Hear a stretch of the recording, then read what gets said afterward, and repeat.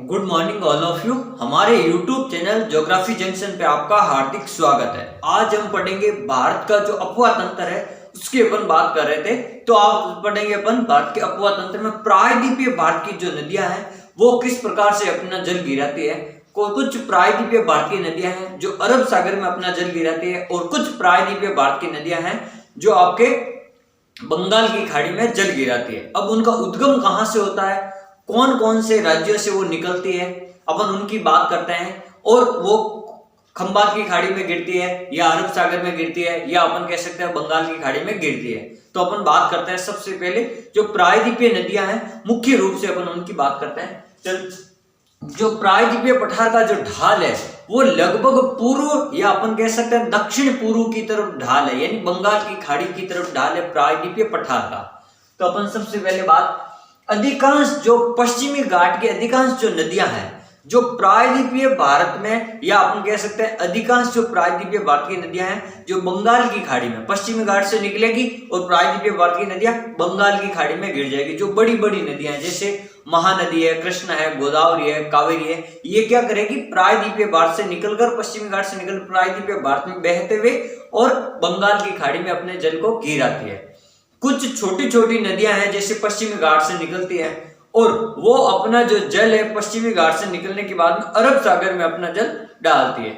या अपन कह सकते हैं प्रायद्वीपीय पठार की जैसे मुख्य नदियां हैं जैसे नर्मदा और ताप्ती जो विंध्याचल व सतपुड़ा पर्वतों के समानांतर चलती हुई अरब सागर में अपना जल डालती है। तो सबसे पहले आज अपन बात करते हैं महानदी, यानी जो प्रायद्वीपीय भारत में जो नदियां जल डालती है उनमें सबसे पहले अपन बात करते हैं महानदी। देखो ये कहां से निकलती है महानदी, ये छत्तीसगढ़ के पास अमरकंटक की श्रेणी में, यानी आपको पूछ सकते हैं छत्तीसगढ़ के पास में अमरकंटक श्रेणी में जो नदियां निकलती है उसमें महानदी सबसे पहली नदी है। अमरकंटक की पहाड़ रायपुर जिले से निकलती है। आपको ये थोड़ा ध्यान रखना चाहिए कि जो अपवा तंत्र है यहाँ पर जैसे अमरकंटक का पठार है, ये अमरकंटक का पठार है यहाँ से, तो ये पठार एक अर्य का उदाहरण है। जैसे नदियों का जो रूप होता है उसमें एक अर्य रूप होता है, उसका उदाहरण। अर्य का मतलब होता है एक ऐसा स्थान जहां से नदियां चारों तरफ निकलती हो। तो इस पठार से जो नदियां हैं तीन तरफ निकलती है। जैसे अपन बात करते हैं, ये हो गई आपका पश्चिम दिशा। तो पश्चिम दिशा में इधर आपकी नदी जाएगी नर्मदा नदी। पश्चिम दिशा में कौन सी नदी जाएगी? नर्मदा। फिर यहाँ ऊपर की ओर यानी उत्तर दिशा की ओर जो नदी जाएगी वो आपकी जाएगी सोन, और जो इधर पूर्व की ओर वो जाएगी आपकी महानदी। तो देखो एक ही पठार है, एक ही पठार से जो तीन ओर जो नदियां निकलती है या अपन कह सकते हैं चार ओर, तो तीन ओर से जो नदियां निकलती है ऐसे पठारी क्षेत्र को अपन क्या कहते हैं? नदियों का अर्य प्रतिरूप कहते हैं। इस प्रकार के जो चित्र बनेंगे इसको अपन क्या कहते हैं? अर्य प्रतिरूप का उदाहरण कौन सा है? तो अमरकंटक का पठार है जो पश्चिम की ओर नर्मदा नदी यहां से निकलकर पश्चिम की ओर नर्मदा नदी बहती है और उत्तर की ओर यानी ऊपर की ओर जाती है सोन नदी जाती है, और फिर पूर्व की ओर ये जो नदी जाती है महानदी जाती है जो बंगाल की खाड़ी में गिरने वाली। तो ये एक महत्वपूर्ण बिंदु है कि जो अमरकंटक का पठार है ये यहां से तीन नदियां निकलती है।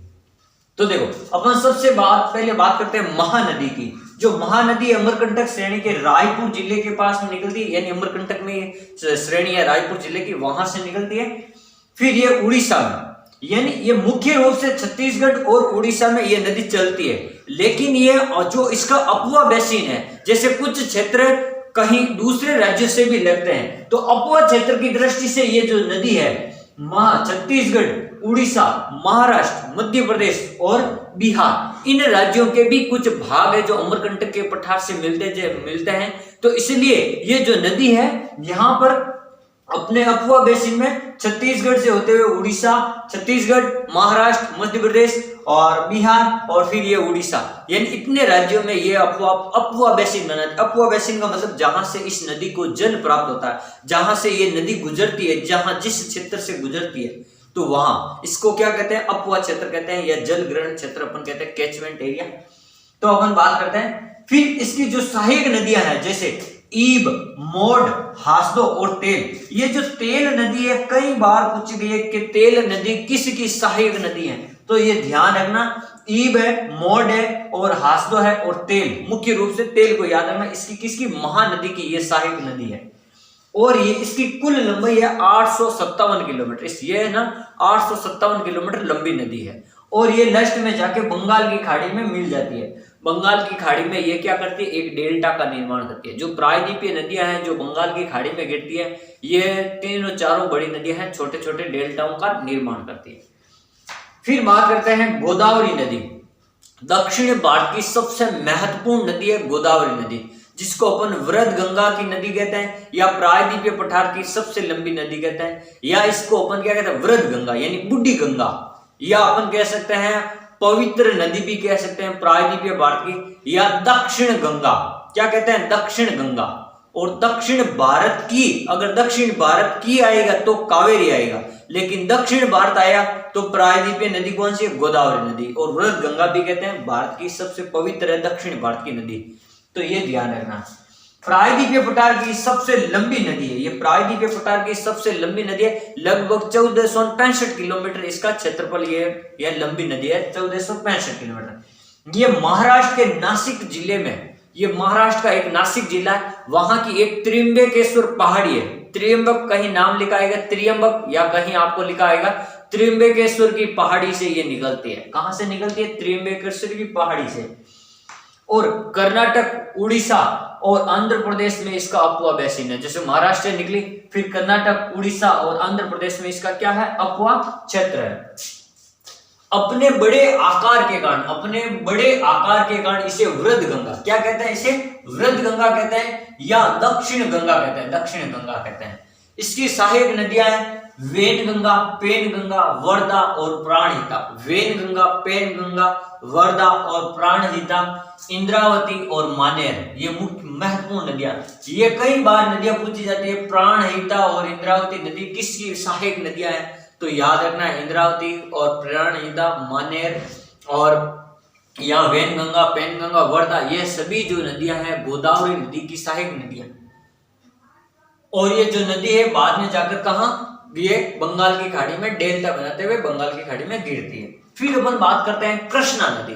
कृष्णा नदी ये भी महाराष्ट्र, गोदावरी नदी भी महाराष्ट्र से निकल रही थी और ये कृष्णा नदी भी महाराष्ट्र में है।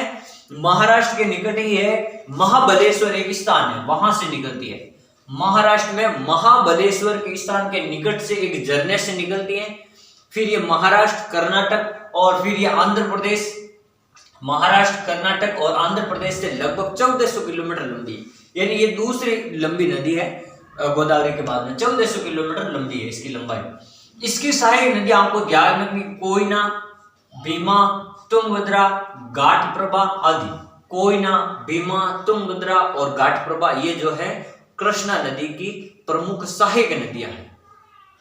फिर अपन बात करते हैं कावेरी नदी। ये जो कावेरी नदी है इसको कहते हैं दक्षिण भारत की गंगा। दक्षिण भारत की आएगा तो ये आएगी कावेरी। यह कहां से निकलती है, कावेरी कर्नाटक जिले के कर्नाटक राज्य के कुर्ग जिले में ब्रह्मगिरी की पहाड़ी से निकलती है। कहां से निकलती है, कर्नाटक राज्य के कुर्ग जिले से ब्रह्मगिरी की पहाड़ी से ये कावेरी नदी निकलती है। और ये जो नदी है ये कर्नाटक, तमिलनाडु और केरल राज्य में इसका अपुआ बेसिन है। कर्नाटक, केरल और तमिलनाडु राज्य में इसका अपुआ बेसिन है।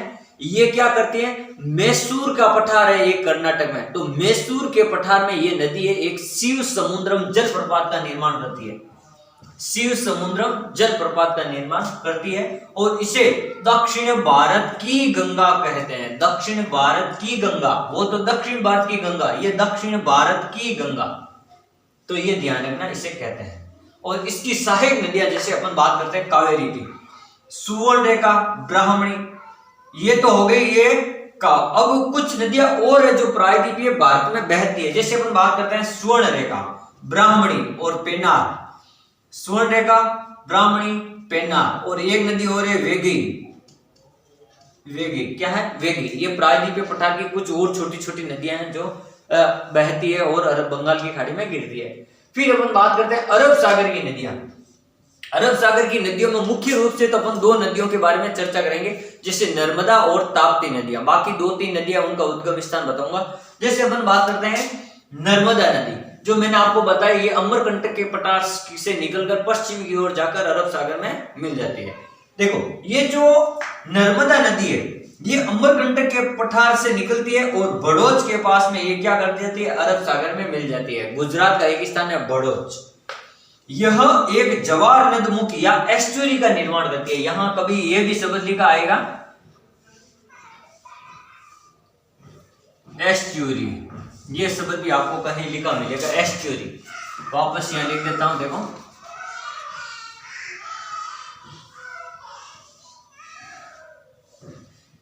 एस्चुरी का निर्माण करती है। ये नदी क्या करती है, नर्मदा और ताप्ती दो नदियां डेल्टा नहीं बनाती, ये एस्चुरी का निर्माण करती है। जब देखो, ये इसकी कुल लंबाई है आपके 1310 किलोमीटर। कितनी है, 1310 किलोमीटर। यह विंध्याचल व सतपुड़ा दो पर्वतमाला है। आपको पता है पर्वतीय उत्तरी भारत को दक्षिणी भारत के अलग करने वाली पर्वतमाला विंध्याचल व, तो ये जो विंध्याचल और सतपुड़ा जैसे दो पर्वतमाला है, यहाँ पर एक है विंध्याचल, यहाँ सतपुड़ा, तो ये नर्मदा नदी यहाँ चलती है। नर्मदा नदी कहाँ चलती, यहाँ पर। इन दोनों के बीच में समानांतर ब्रंज घाटी बनाते हुए ये नदी चलती है। और यहां पर इस नदी पर एक धुआंधार जलप्रपात है। क्या है, महाराष्ट्र में ये इस नदी पर एक क्या है, जलप्रपात का निर्माण करती है ये नदी। धुआंधार नाम है जलप्रपात का नाम। फिर अपन बात करते हैं ताप्ती नदी की, जो अपन कहीं ताप्ती लिखा आएगा, कहीं ताप्ती लिखा आएगा, तो ताप्ती या ताप्ती एक ही नदी। जैसे मध्य प्रदेश के बैतूल जिले के पास में महादेव की पहाड़ियां या मेवल की महल की पहाड़ियां, ऐसा नाम लिखाएगा ये। तो ये सतपुड़ा के दक्षिण में, यहां से ये क्या करेगी, यहां ताप्ती नदी यहां चलती है, ताप्ती या ताप्ती यहां पर, और नर्मदा यहां पर। नर्मदा तो दोनों पर्वतों के बीच में से विंध्याचल और सतपुड़ा के, और ताप्ती नदी है जो सतपुड़ा के दक्षिण में सतपुड़ा पर्वत के समानांतर या इस नर्मदा नदी के समानांतर ही चलती है। और ये दक्षिण में समानांतर सूरत के पास, देखो नर्मदा नदी तो ही बड़ौच शहर के पास में से अरब सागर में मिलती है, और जो ताप्ती नदी है ये सूरत के पास में खंभात की खाड़ी में गिरती है। कहां, खंभात की खाड़ी में गिरती है ताप्ती नदी, सूरत के पास में। इसकी लंबाई है 730 मीटर, 730 किलोमीटर, और यह मध्य प्रदेश, महाराष्ट्र और गुजरात से होकर गुजरती है। मध्य प्रदेश, महाराष्ट्र और गुजरात से होकर गुजरती है। फिर एक नदी आती है माही नदी। तो माही नदी की अपन बात करते हैं, विंध्याचल पर्वत से निकलती है। यह मध्य प्रदेश में विंध्याचल पर्वतमाला की पहाड़ियों से निकलती है, और इसकी जो लंबाई है 533 किलोमीटर है। ये माही नदी क्या करती है, मध्य प्रदेश से निकलती है, फिर राजस्थान में एंट्री होती है, फिर गुजरात में आती है। और माही नदी पर राजस्थान में बांसवाड़ा में एक माही बजाज सागर बांध बना हुआ है, और बांसवाड़ा में दूसरा बांध एक कागदी पिकअप बांध बना हुआ है। और जब ये नदी माही नदी जब गुजरात में जाएगी तो वहां पर एक पांचना बांध बना हुआ है, मिट्टी का निर्मित सबसे बड़ा बांध है, पांचना बांध बना हुआ है। फिर अपन बात करते हैं साबरमती। जो साबरमती नदी है ये आपके गुजरात की नदी है। कहां की, साबरमती। लेकिन इसका उद्गम कहां होता है, राजस्थान में अरावली की पहाड़ियों से इसका क्या उद्गम होता है, साबरमती नदी। ये 300 किलोमीटर चलती है। ये राजस्थान, गुजरात और खंभात की खाड़ी, राजस्थान, गुजरात और खंभात की खाड़ी 3 राज्यों में चलती है। फिर बात करते हैं लूणी नदी। जो लूणी नदी है ये अजमेर जिले में, राजस्थान के अजमेर जिले के नाग पहाड़ियों से निकलती है, और ये राजस्थान में 6 जिलों से होकर गुजरती है। यह मरुस्थल की सबसे मुख्य नदी है, मरुस्थलीय भाग यानी पश्चिमी मरुस्थलीय भाग है, इसकी मुख्य नदी है। जो बरसात के समय ये क्या करती है, इस नदी में ज्यादा पानी आने से बालोतरा शहर में बाढ़ आ जाते हैं। क्यों कि बालोतरा शहर जो समुद्र तल से, इस नदी तल के आधार तल से भी नीचा शहर बसा हुआ है, और बालोतरा में इस नदी का पानी जो खारा हो जाता है, वहां से आगे जाएगा पानी खारा हो जाएगा, क्योंकि वहां पर जो कपड़ों का उद्योग धंधे है, रंग रोगन के कार्य के या प्लास्टिक उद्योग है, उसकी वजह से वहां केमिकल ज्यादा है, और वहां पर जो लवणीय मिट्टी ज्यादा है, इसलिए वह खारी हो जाती है। तो इस प्रकार ये जो लूणी नदी है बाद में आगे जाकर ये कहां पर, कच्छ की खाड़ी में ये मिल जाती है। इस प्रकार से अपन ने पढ़ा कि प्रायद्वीपीय भारत की जो नदियां हैं, कुछ नदियां अरब सागर में गिरती है, और कुछ नदियां कहां गिरती है, बंगाल की खाड़ी में, और कुछ नदियां आपको मैंने बताया जैसे साबरमती, एक जैसे लूणी नदी है ये कच्छ की खाड़ी में भी गिरती है। इस प्रकार जो आज हमने पढ़ा कि जो प्रायद्वीप पे भारत का अपवा नदी तंत्र का विकास किस प्रकार से हुआ और कौन कौन सी नदियां अरब सागर में गिरती है और कौन सी बंगाल की खाड़ी में गिरती है।